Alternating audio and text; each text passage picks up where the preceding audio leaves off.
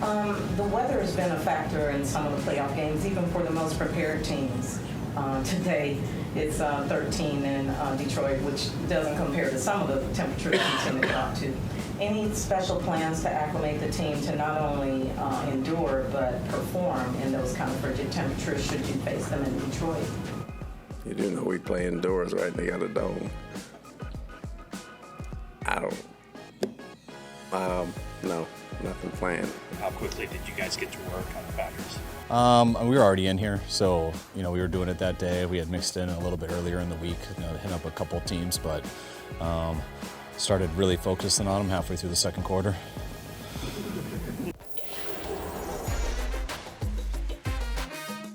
Fantasy Football Happy Hour with Matthew Berry, served by Applebee's. Welcome to the Fantasy Football Happy Hour. That was some all-time coaching sound bites. Todd Bowles being asked about the weather conditions in Detroit. Todd is such a nice man. He's a gentleman. He is such a nice person that, at least it was asked to him and not somebody that would have made it significantly Nick Sirianni? worse. Yeah. Well, it's interesting because they've been, and then the second one was Kyle Shanahan. We'll get to that in a second. Right. But the first one, so I have not seen yet who the woman was that asked that question. I think some people have said that basically they think this is more of it's obviously it's a brutal question, but that it's more a reflection on the realities of local television. Right. That it's not somebody that covers the team regularly, that they sent out some features reporter for a local station saying, oh, hey, now the Buccaneers are off to Tampa Bay, off to Detroit, so go cover them. And whatever who it was just didn't do a ton of research. But I have a question for you. I have a question for both of you. You guys are both astute media minds. Sure. You guys have both been in front of the camera on a microphone for many years of your career. So I just want your guys' honest judgment. What is a worse question to ask in a public forum? Is it worse to ask at a press conference, Todd Bowles, hey, what are you doing to prepare for the weather in a game in which they're playing at Detroit, who have played indoors the entire 50 years As that long they've as been I an can NFL remember. franchise? What's worse, that on a national broadcast being surprised that Jaylen Warren is good and having is a significant part of the Steelers' offense in a game that you're calling? I'm just curious, which is worse? What's more embarrassing? Oh, boy. The Jaylen Warren one was a tough moment. Yeah, it was very surprising. It was just Especially doing this show. I mean, how many weeks of our lives have we talked about Jaylen Warren? How many? Honestly, any of them. And I know that I'm going to get myself into trouble, but whatever. I'm just here's the thing. I understand that particular announcing team hadn't done a Steelers game the entire year, right? So they hadn't, quote unquote, seen Jaylen Warren. But if your entire job is, hey, you're calling this game, it's not like Tirico for us, for example. I'll just say, Mike Tirico, who, by the way, I've listened to broadcasts for 20 years. I have never once in my life ever heard Mike Tirico say, I didn't know blank. Yes. He's always massively prepared. Yeah, he's quite good. Yes. Tirico is so good, it's scary. But my point is that, Tirico does, he does basketball for us. He does the Olympics. He does the golf. He does, he does the Kentucky Derby. Tirico does everything for us, including Sunday Night Football and, of course, our playoff games. But that particular announcing team, I believe, that was their only assignment the entire week. Wouldn't you throw on a tape of the team you're going to – surely they have at least one producer saying, hey, here's some of the key guys that we expect. Involved. We expect to – Anyway, I feel bad for for whoever asked that question of Todd Bowles. Back to Kyle Shanahan. Yes, this was maybe even better. In the middle of the second quarter. It's amazing. And Dan By the Quinn way, didn't end great. Right? Didn't end great with Dan Quinn, perhaps. I don't know. It didn't seem like there's any love lost there. But no, it was good. It's a good little jab from Shanahan. He was very happy with it as well. That's the best part. The little grin at the end. Oh, yeah. He knew what he was doing, which made it – because he's not a guy that shows a ton of personality at pressers. He's very, this all the time. We started preparing Then for he the emphasized it again. They scored before the half, but third quarter. I actually don't know how the relationship ended in Atlanta with Quinn and Shanahan. Was he taking a shot there deliberately at Dan It's a good Quinn? question considering – it could be, but also remember, LaFleur was his boy. Sure. Packers head coach Matt LaFleur obviously was on Kyle Shanahan's staff for a number of years. So you would assume that there's still a close relationship between the two of them. So yeah, it was good. It was, and by the way, it's true. The fact is yes, the Cowboys scored just before the second half, but they shouldn't have. It should have been an interception. Should have been Packers ball going the other way. Like, it could have been, as bad as that game was for Dallas, it could have been worse. Yeah, well, it was 27-0. The thing is that the pick six, because it looked like they were going to score on that drive, and then it was going to be 20-7, and they get the ball coming out of half, and this is actually a real game, and then Dak, gives the game away. But just wanted to mention as well, Todd Bowles, one of the great poker faces of all time. As the question was being asked, just very, very little emotion. He never shows emotion. You cut to the sideline, and you couldn't tell from his expression, are they up 30? Yeah. Are they down 30? Is it 2 minutes left in the fourth quarter? Did they just kick off? Is it the preseason? Is it the Super Bowl? Right. Is he awake? Very No one knows. Yeah. One of the stranger coaching personas that we've had. Yeah, it's funny too. Obviously, doing a lot of Jet stuff, I've worked with a lot of players that played for Todd, and he is one of the most loved coaches around the league that I Seems lovely. Every single player you ask, how is it playing for Todd Bowles? Like, I love Todd. Like, absolutely love Todd. So it's just so funny, again, it's that mild-mannered, is that universally appreciated. We will see sort of how it all plays out. I mean, I think he's done a pretty good job as a head coach, given the talent that Tampa Bay has. I think the jury is still out overall on Todd Bowles as a head coach, just overall. But I will say, I think his track record as a defensive coordinator is phenomenal. Yeah, I mean, he's terrific. His defenses always play tough. Yep. And he put the Eagles in an absolute blender, being able to. Because the thing is, the Tampa Bay, they haven't had a great pass rush since they won the Super Bowl. Last year was a problem after Shaq Barrett went down, and they were still able to put Hurts under more pressure than he'd been in basically all season. And they've got one of the best offensive lines in football. And that's going to be, honestly, I mean, we're not even there yet, but just since we're talking about Bowles, it'll be interesting because he is one of the coaches in the NFL that brings pressure more, loves to blitz. He is somebody that brings pressure a ton.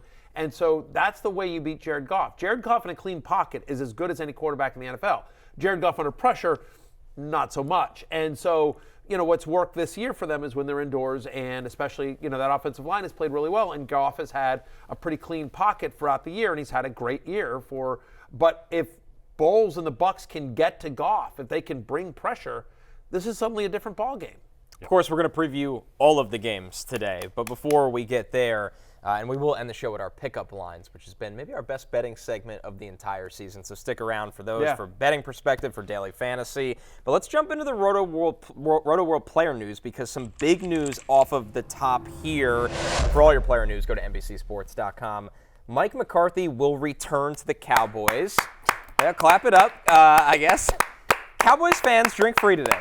Absolutely. They might need it. Fans, they might need it. Drink free today. I'm clapping because I'm a Commanders fan, and I'm thrilled with this. I'm thrilled with this news. I'm talking to my friends that are Eagles fans. Jay, you've been a lifelong Giants fan for a day now. Yeah, since Tuesday. Yes. Yeah, so I'm very happy that he's staying in the division news. too. Yeah, it's great. It's something. I mean, I am shocked by this. Are you guys? I'm not that sure. I get that there was a complete disaster, a 100th percentile disaster against Green Bay. But at the same time, I don't understand why that loss is necessarily on McCarthy. It was Dan Quinn's defense that got destroyed, and Dak was just seeing ghosts like Sam Darnold on Monday Night Football and just had no prayer in that game. So I'm not sure how that is exactly on McCarthy. I think the years prior were more on him in the playoffs. Yeah, I think the argument is just big games in general, right? Sure. And this is not a one-time thing. This is somebody. How long is Penn State Blake? Get in my ear and tell me, how long has Mike McCarthy been a head coach in the NFL? I'm going to say it's 12 years. I was going to say it has to be a little over a decade, right? Yeah. He won the Super Bowl in 2010, right? Right. Rodgers, yeah. So 12 years, maybe close to 17. He's been a head coach for 17 years. 12 years doesn't even get you to 2010. Matthew, 13 with Green Bay, 4 with Dallas. All right. And listen, winning a Super Bowl is hard. Sure. Make no I mistake. haven't done But you have not done it. That's correct. I mean, you couldn't even get past the semifinals in our fantasy league. But let alone winning that right. Super Bowl. But Mike McCarthy had peak Aaron Rodgers. This is a quarterback league. This is a quarterback league. You talk to any head coach in the NFL and you say, what do you need? You're like, I need a quarterback.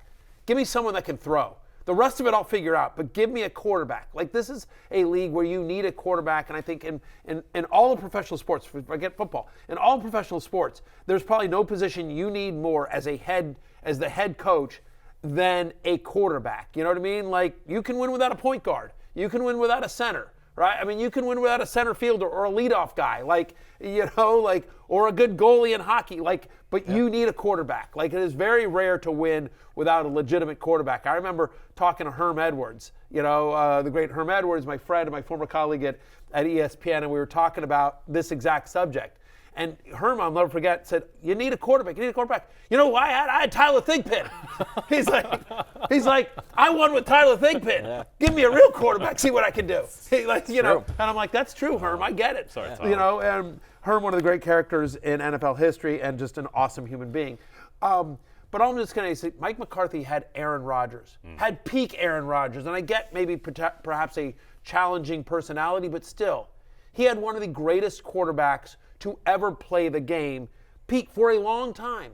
And now he goes from Aaron Rodgers to Dak Prescott, who is, I would argue, a top 8 quarterback in the NFL, skill-wise. Some people might have him higher. He's going to finish second in MVP. Right. I mean, Dak Prescott is a well above average NFL quarterback for all the, jokes we want to make about whatever. He has had 2 great quarterbacks in 17 years of head coaching.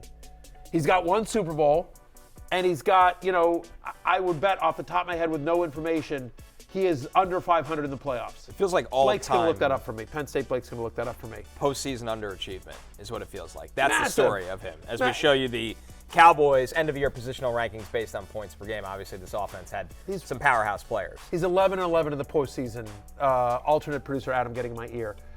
He's 11-11 in the postseason. He's had 2 of the greatest quarterbacks of the last 30 years. Yep. Aaron Rodgers is a generational quarterback. Yeah. There have been some tough losses as well. I think back to 2011 when that was the year they went 15-1 and they lose 37-20 to Eli Manning. Hakeem Nicks caught a Hail Mary in the end zone, I think, at halftime. They had the Seattle game. The Seattle game with the onside kick, you recover the onside kick, you win that game. I get it. On the other hand, you think about even this year, the Detroit game. They should have lost that game. They win that game on a BS 2-point. They seem to constantly underperform in big games. They don't seem prepared under big games. And so, I mean, that's the whole point. I get it, 12 wins is 12 wins. But my argument is that I think over the last 2 decades, no one has done less with more talent than Mike McCarthy. That he has had insanely talented teams over the last 2, whether it was his Packers teams or the Cowboys teams. That's my argument. Yeah. You really don't like him, do you? I don't. I'm not a fan. Aaron Jones. I just remember it drove me crazy that they would never use Aaron Jones in a full-time role. No. So I love the fact that he gets almost 20 touches or whatever it was and dominates them on the road. And so listen, make no mistake though, I'm thrilled. Today's a good day. Today's as a Commanders fan. Yeah. I thought they were going to bring in Belichick or Harbaugh or somebody like a good coach. Yep. I think if you're making the case for McCarthy, I'm not particularly inspired to, but you would say that he's an offensive coach. Dak Prescott on talent is not a top 5 quarterback in the NFL. They had no run game for whatever reason. Maybe that's on McCarthy, but still, they had the number 2 offense in football this year, and he got the best season out of Dak that Dak has ever had by margin. Dak was the MVP favorite with a month to go. I'm clearly not a McCarthy fan, but I will acknowledge that.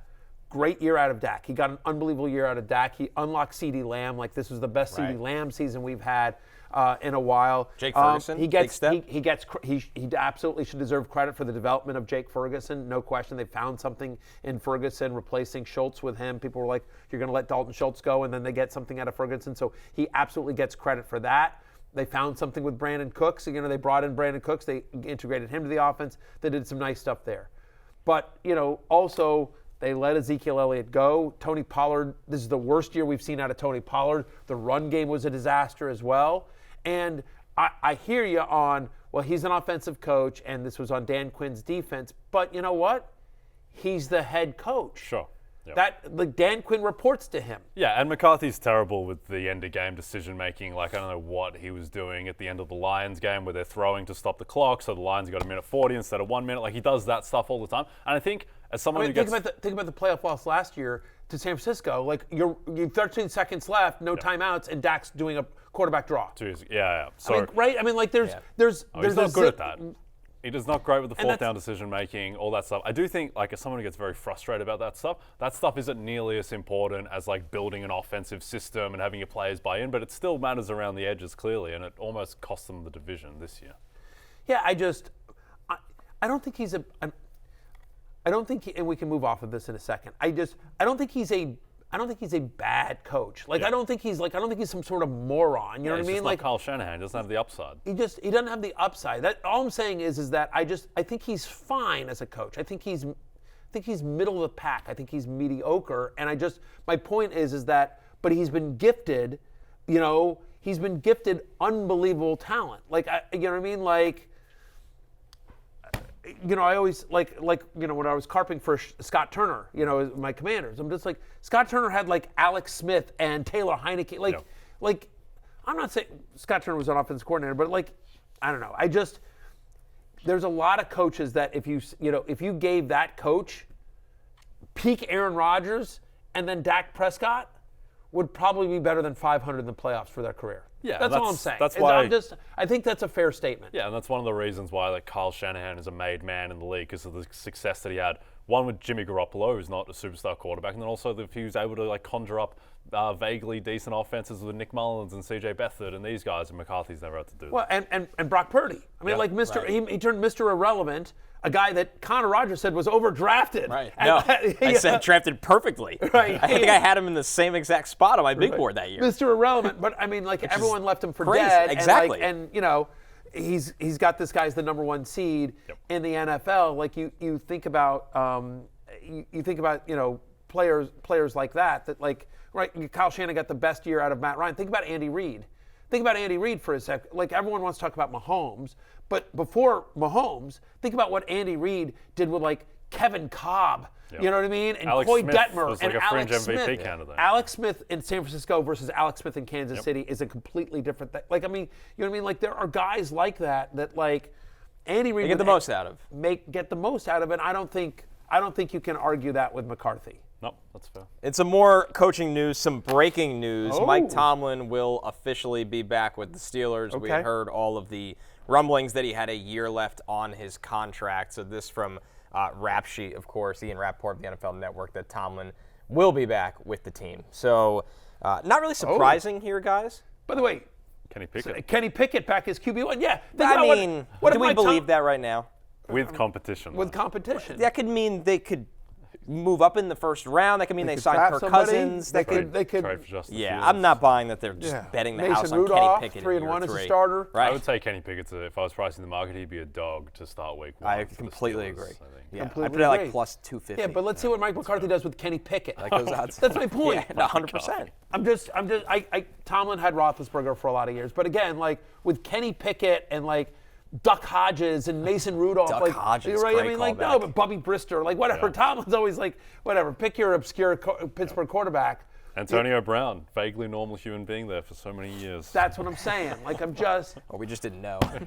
Yeah. I think the point that you're also alluding to is this is a really good head coaching cycle. And we don't say that every year. It has the mix of up-and-coming offensive coordinators that we think are going to be promising. It has the mix of veterans that are just out on the market when they normally wouldn't be. We'll get to Bill Belichick in just a second. Even Pete Carroll, if somebody really wanted him, I think Pete would be interested in coaching. And the mix of a college guy that's had Vrabel, of course. Vrabel would be probably He's the 2 top. years removed from Coach of the Year. Exactly. Brandon Staley? Probably will go back to being a defensive assistant. Brandon Staley to the Cowboys. Who's saying Dan Quinn leaves. Cowboys? They're going to need a DC, even with gonna need a McCarthy DC. staying. Come on. This is going to get fun. Make that happen for me, gods. Am I being greedy as a Commanders fan? McCarthy, Staley, the ticket. That'd be amazing. I mean, Anyway, so back Cowboys to, fans, I feel for you. Drink free today. yeah, and back to the coaching cycle, guys. They could have interviewed. You look at the Falcons. The Falcons interviewed Jim Harbaugh on Tuesday. We know he's interviewed with the Chargers as well. But more importantly, the Falcons also, we'll get to Bill Belichick here before we look at Harbaugh's odds. Belichick will have a second interview with the Falcons. So this one is generating significant steam. Arthur Blank at 81 years old. Obviously, there's some urgency for this franchise to get back to winning. Arthur Smith tenure did not go very well. They want a proven coach. Let's look at Belichick's odds. Okay. What are you giggling about? I'm just laughing at the idea of this. Okay, we'll do the odds. And then I'll Maybe a good tell idea. you. Okay, here you go. Falcons minus 300, the heavy favorite for Bill Belichick's landing spot. The runner-up is any other NFL team, plus 500. I guess that's factoring in that he can go coach Navy or like Hopkins lacrosse or something totally insane. That's why it's any other NFL team, very specific here from our friends at DraftKings. Because not a head coach in the NFL is third there at plus 600. And then you see the super long shots between the Commanders, Chargers, Titans, and Panthers. Things obviously picking up there for Atlanta and Belichick, which if they could figure it out at quarterback, guys, this seems like that has to be the conversation. Is what are they doing? What are they doing at quarterback there? I assume Bill has some assurances about Yeah. what they're going to do there because he's not going for Desmond Ridder and Taylor Heineke. No, he most certainly is not. I was just laughing at the second interview for Bill Belichick. I'm like, Bill, you seem like a great up-and-comer. I want to learn more about you. Like, Right. What do you talk about with Bill What do you Belichick? talk about? Yeah. I just have a few more questions. What are you talking about in the second interview? He's Bill effing Belichick. Right. Probably the most written about coach in NFL history. Yes. He interviews them. I really bet it's an interview for him. Maybe that's what it is. Yeah, it has to be. Maybe because it makes no sense.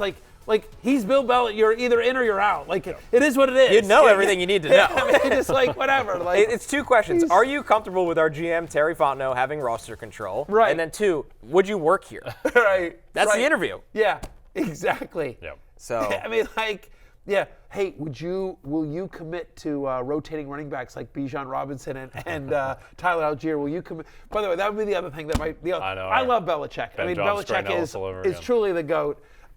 Is truly he's the anti-McCarthy. But what I would say is that he does like multiple running backs, and we could be in a. It's not a great fantasy outcome. No, it's not You for want Bijan. Ben Johnson to Atlanta or something. Right. I think he's probably going to go to the Commanders. Who do you think the Falcons quarterback is week one?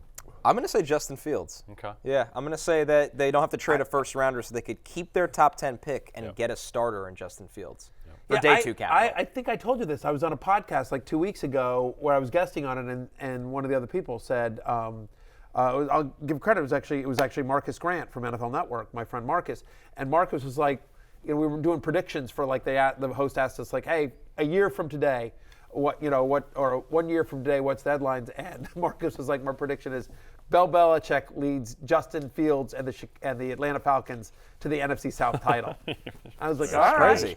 All right, strange so sentence. anyway, shout out to my friend Marcus Sign Grant. Kirk Cousins. Love Marcus. They have options. Yes. They have non-draft options because They have that is an alluring situation, I think, for because they have skilled players. If you're a quarterback, you're going to go to they have a decent defense. Kyle Pitts, Bijan Robinson, Drake London. There's talent on the offense. no questions on the line. All 5 of their starters are locked in. Yeah, so.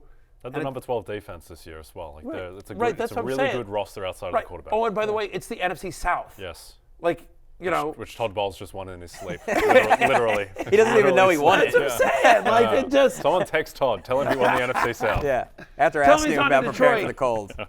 All right, let's get into the games. Let's go into the divisional round preview. We'll start with the AFC, one that we're all really excited for. By the way, Harbaugh interviewed with the Falcons on Tuesday too. Yeah, we said that at the top. Did we? That's fine. Okay. The Texans at the Ravens here And their offense coordinator got fired, Pete Carmichael.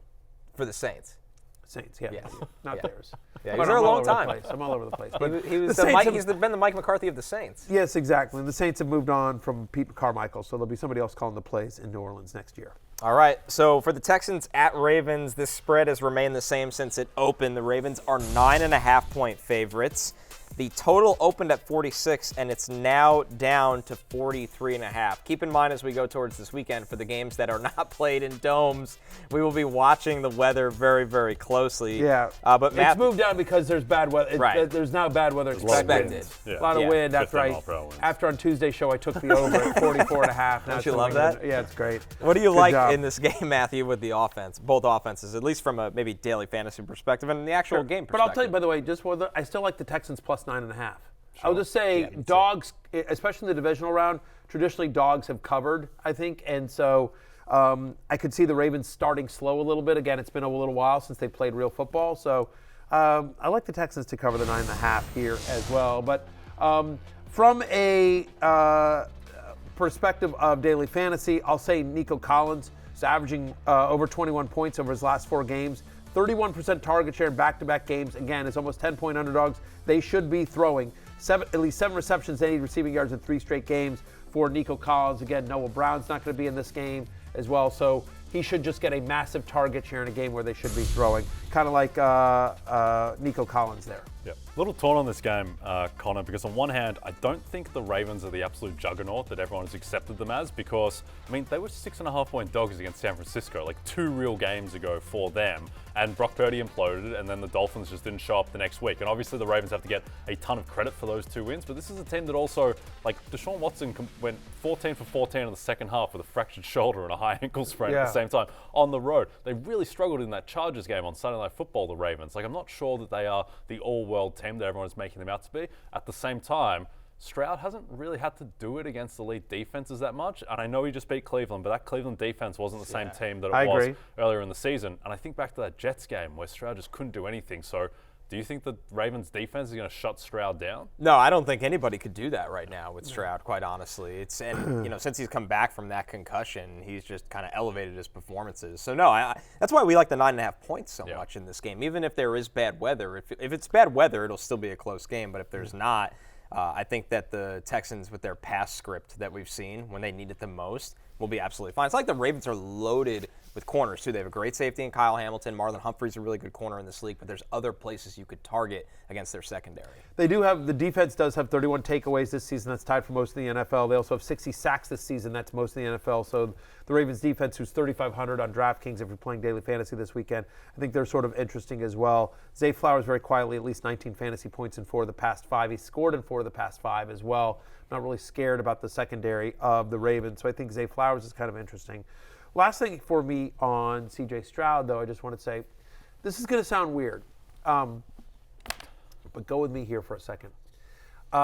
Last spring at the NFLPA Rookie Premiere, I got to interview a ton of people. I interviewed C.J. Stroud as well. I interviewed Tank Dell. But one of the other people that I interviewed was Jackson Smith-Njigba, who was obviously a wide receiver at Ohio State with C.J. Stroud. And I remember talking to him, and I said something to the effect of like, hey, how much pressure do you feel? You're coming in. There's been so much success for rookie wide receivers over the last couple of years. Think about Jefferson, Jamar Chase, their rookie years, and especially Ohio State wide receivers, Chris Olave and Garrett Wilson, right? Hey, JSN, like you're one of the high draft picks. You're coming into a situation. You're going to be on a team with Lockett and Metcalf. How much pressure do you feel as an Ohio State wide receiver, highly drafted, coming into an offense that has high expectations for you? And he had the best answer I've ever heard. He goes, well, at Ohio State, we have a saying, pressure's a privilege. Pressure's a privilege. And he just went on to talk about the meaning of that and how just the idea that, that you shouldn't be scared from pressure, that pressure only comes when there are high expectations, when there's something real on the line, and that they operate under that mentality that pressure is a privilege. And I've never forgotten that. And so I have to assume that if that's JSN's mentality from his days at Ohio State, it's also C.J. Stroud's. And every time we've seen C.J. Stroud challenged, whether it was beat the Colts or go home, beats the Colts. Hey, you're up against the number 1 defense in the NFL, and Myles Garrett of the Cleveland Browns, win or go home, and he dominates. And I don't know, I don't have a stat for you other than the fact that I don't think I'm saying anything crazy or controversial here, but that kid is special. Yeah, that kid is effing special. Yep. And I just keep going back to that pressure as a privilege. I ain't worried about C.J. Stroud on the road to Baltimore. Yeah, there's a 0% chance he'll be overawed by the occasion. I mean, I think still probably the biggest game of his career, including this one upcoming, was playing Georgia in the semifinal. Right. Like, if he got to play the way he did in that game, with his receivers going down left and right, I think that he'll be fine. It's just, obviously, he doesn't have to go up against Kyle Hamilton and co in that game. No, which is fair, by the way. And I'm being told that pressure's a privilege originated from Billie Jean King, but it's something, obviously, that Ohio State has adopted, and I don't know. I'm in on C.J. Stroud, and by the way, I like the over 1.5 touchdown passes for C.J. Stroud in this game. Again, they're 9.5-point underdogs here. I mean, Lamar Jackson 7,900. If you want to go there, I think he'll have a good game as well. But good to see as well, friend of the show, Mark Andrews, full practice yesterday. That's a big one. Let's go. Hopefully, welcome back, Mark Andrews. Our other AFC matchup. The Chiefs traveling to Buffalo to take on the Bills. This spread opened at the Bills being 2-point favorites. They're now favored by 2.5. The total opened at 46.5. That's gone down to 45. Of course, this game will be outdoors in a very cold Buffalo. Not that that's affected these two quarterbacks so much, guys. Matthew, We've seen a Rashee Rice takeoff towards the end of the season and last week in the playoffs in this Chiefs offense. For sure, he's had at least 125 receiving yards now in back-to-back games. They're starting to target him as well. And for the beginning of the year, it was like we're going to get MVS involved and Justin Watson and Kadarius Toney and Sky Moore and all these different guys, right?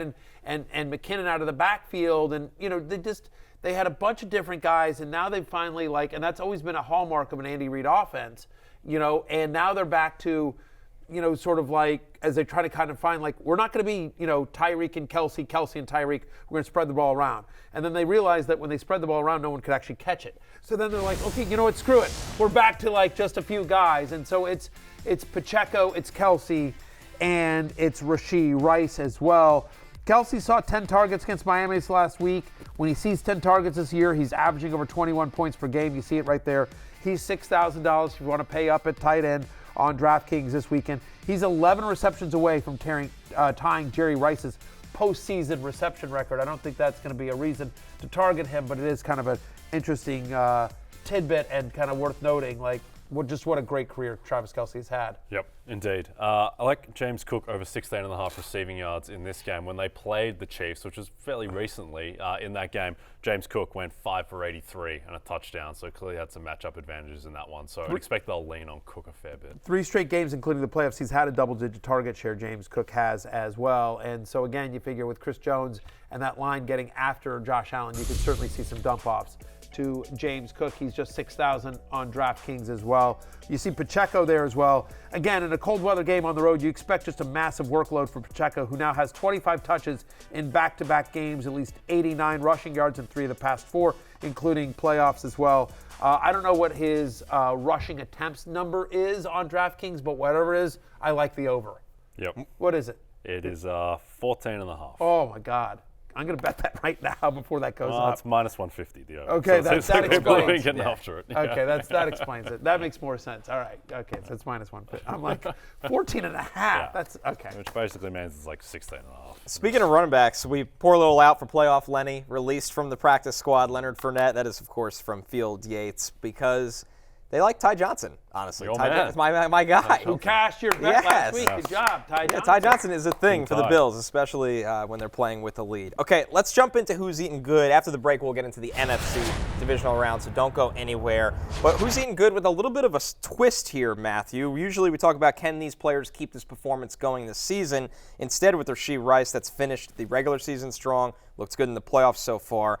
How about, can he carry this into next year as an actual thing in fantasy? Obviously in a great offense. 1,000%. So, he finishes the year as wide receiver 28.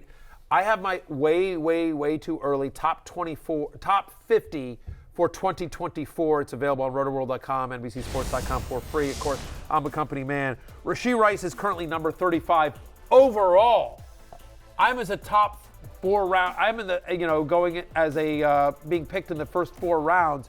Remember, this is a guy over the final 7 weeks of the regular season was the 8th best wide receiver in fantasy football, at least a 25% target share in 6 of the past 7 games.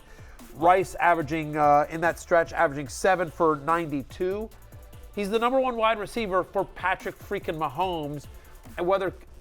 And we don't know yet.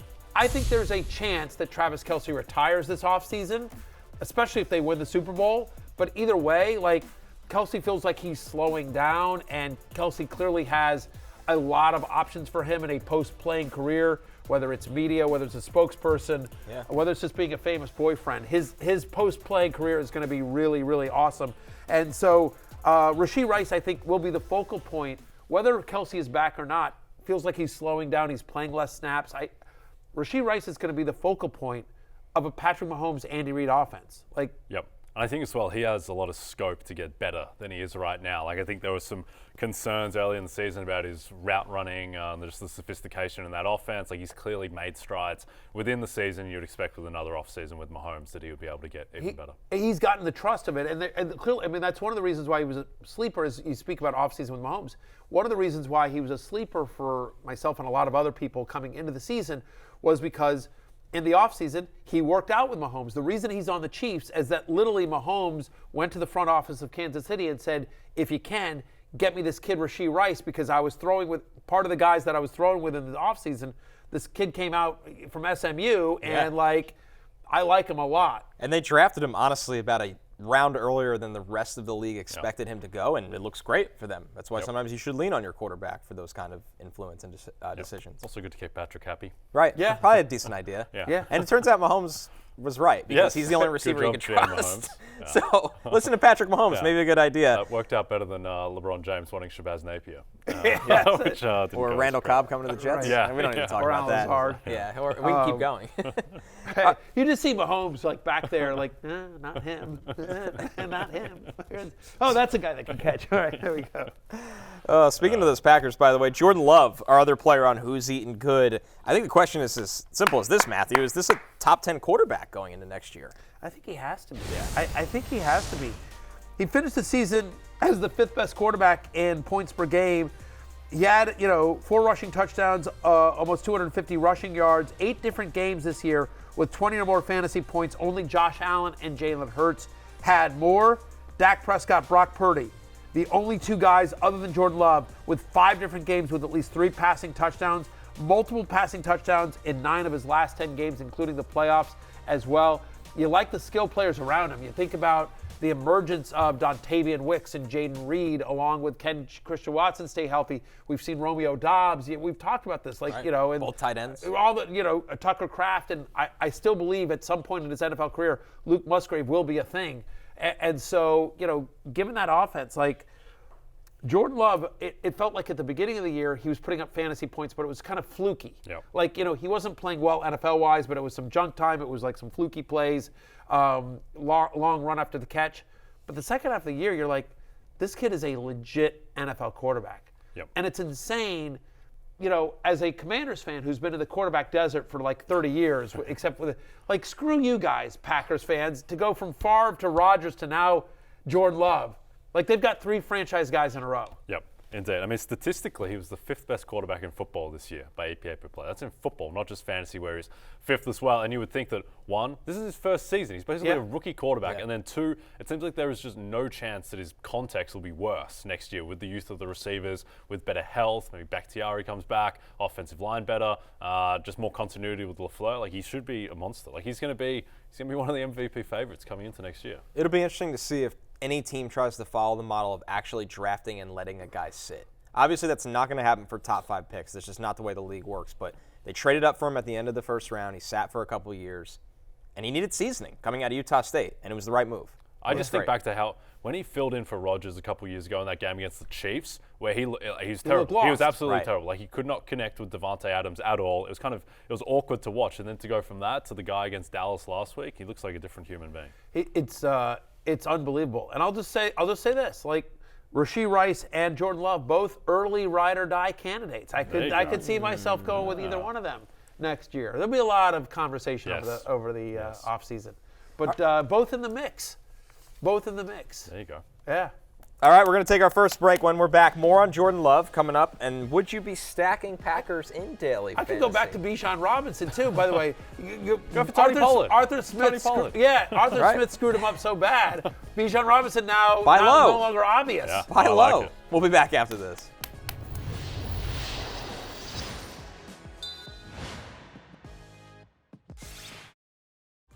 Looking for a little more insight into betting the divisional round games this weekend? Jay and Drew Dinsick have you covered with Bet the Edge. New episodes are continuing to drop every weekday throughout the playoffs at 6 a.m. Eastern. So get your day started with Jay and Drew. How many people do you think wake up at 6 a.m. to listen to Bet the Edge? Genuinely millions. Wow. I've seen the numbers. Overseas? Yeah. It's a little later there. We're big in Southeast Asia. Whether you're targeting spreads and totals, circling player props, or looking for value in futures markets, they'll have you covered. You better play your best and also you better buckle your chin strap, because they're a very physical football team, and if you don't match that physicality, they'll run you right off the field. So that is a challenge for us. Like I said, I got a lot of respect for their play style, for their players, their coaches, and you have got to play your best in order to play one of the elite teams in the National Football League.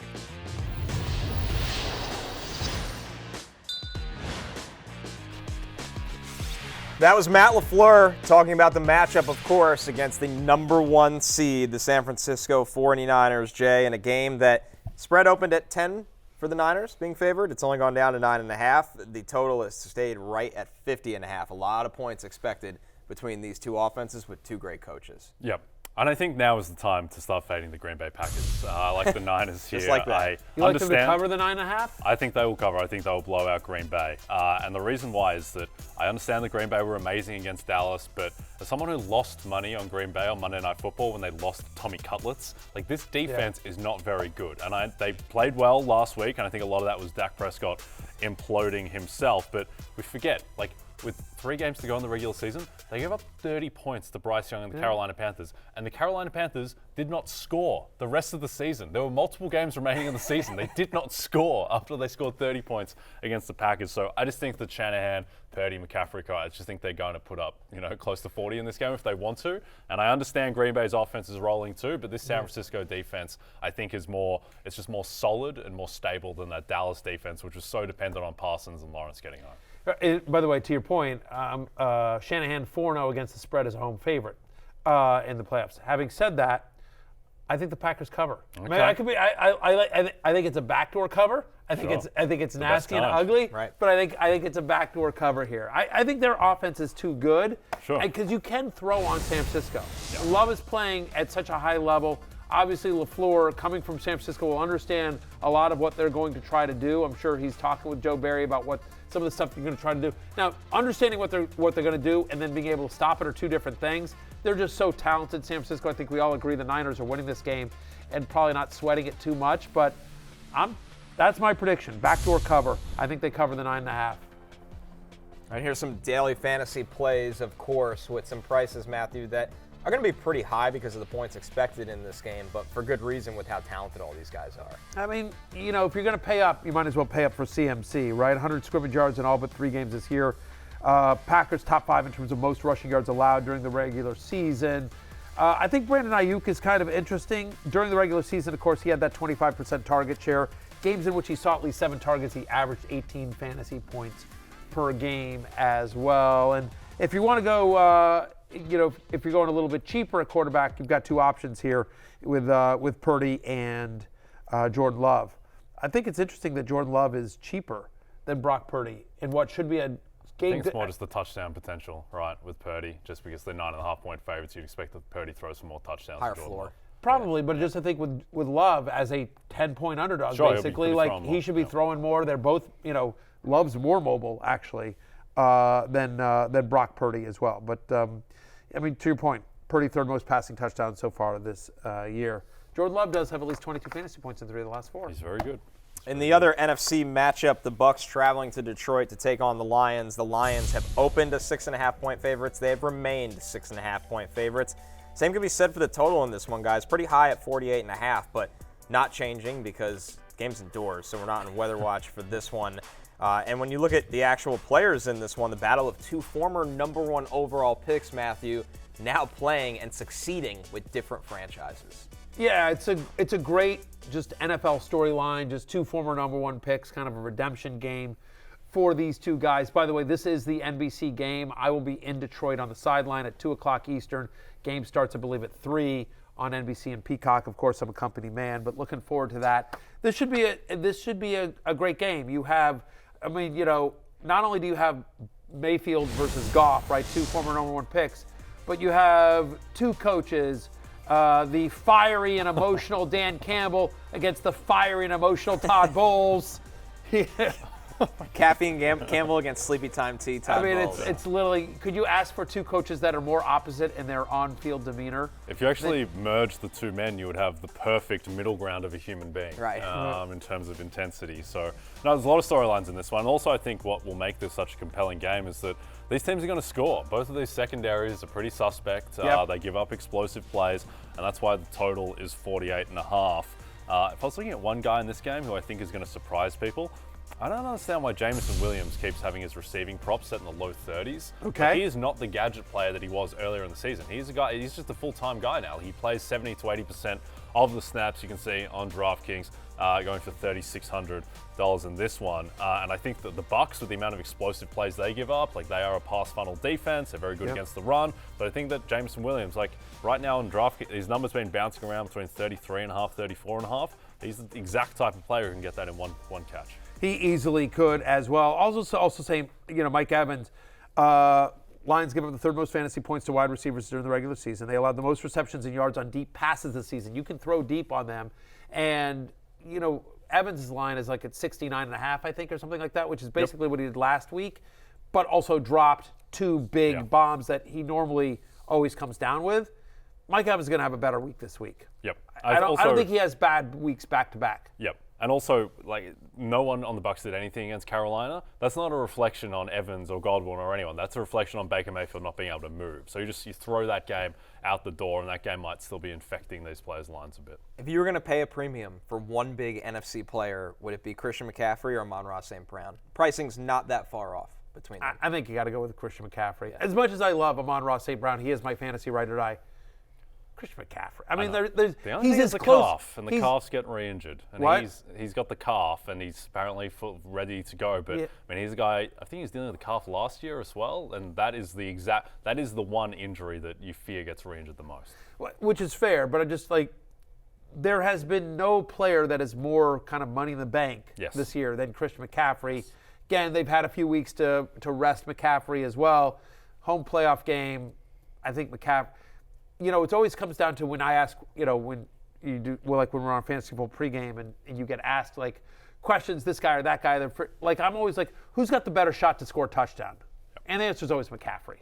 Yep. As much as we love the Sun God, it's McCaffrey to me. Yep. I think I get asked sometimes, what is the difference between pricing an NFL regular season game and an NFL playoff game? And it's not as simple as in the NBA, LeBron just plays 45 minutes in a playoff game. In the NFL, the thing that changes the most to me is that quarterbacks like Allen and Mahomes, they just get better because one, you put the game more on their shoulders, they're risking their bodies more with their scrambling. And another thing that changes is that Christian McCaffrey is probably just going to play 100% of the snaps. That's what he did in some games this season. There is no reason to have him in cotton wool. This is what it's all for. So he may just not come off the field.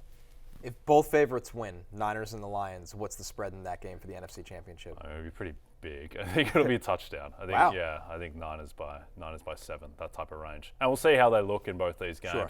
And the scary thing of the Niners, who I think are the best team in football, the betting market rates them as the best team in football, they're the Super Bowl favorite. For a best team in football, Brock Purdy is more unstable than your typical quarterback on the best team in football. And I believe in Brock Purdy. I think he's going to play well. But still, Christmas night still kind of lingers in the memory a bit, and he does have some implosion potential in him in a way that, Lamar Jackson probably doesn't. Josh Allen and Patrick Mahomes probably don't. It's all fair. But, it would also be Goff on the road at San Francisco, which, would be tough. And so, but hey, one game, anything can happen.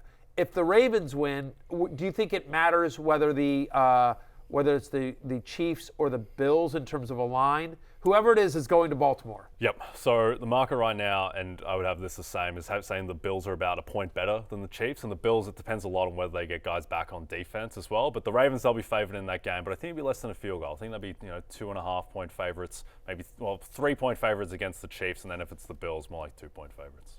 We're taking our last break. When we're back, Jay and I got pickup lines, our best bets going into the divisional round this weekend for Matthew right after this.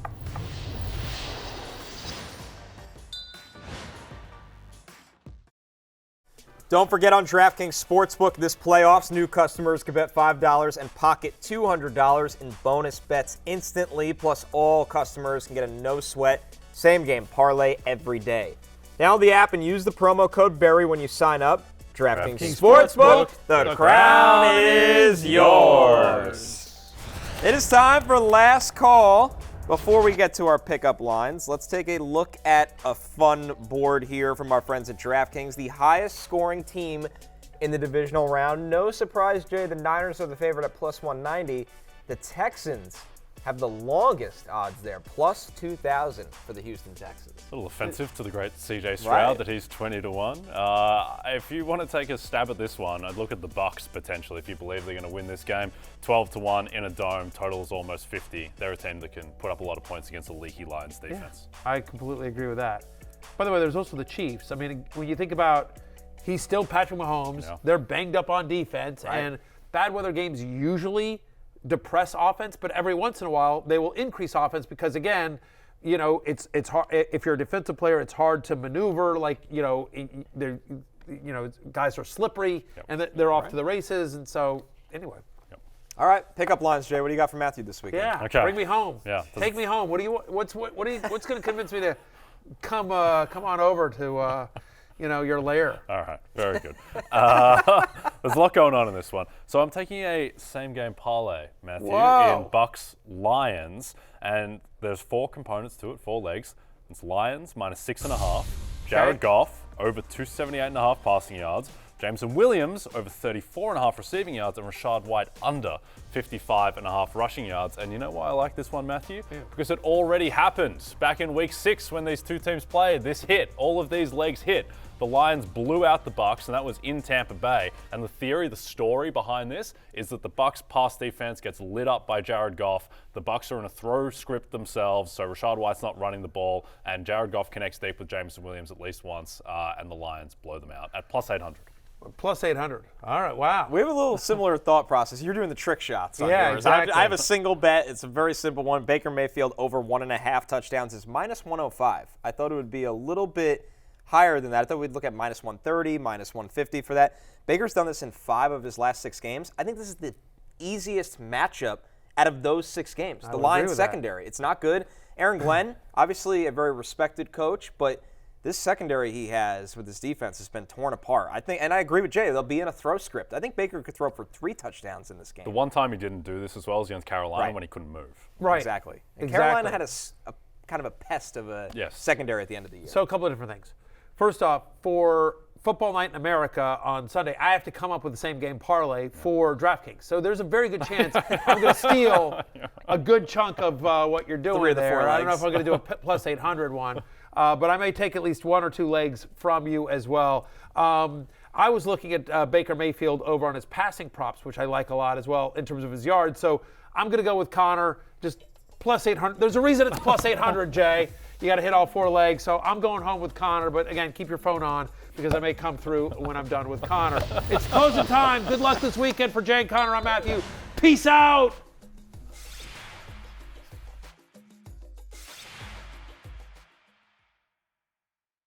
Hey, it's Matthew Berry from NBCSports.com and Rotoworld.com. And I want to thank you so much for watching whatever it is you just watched.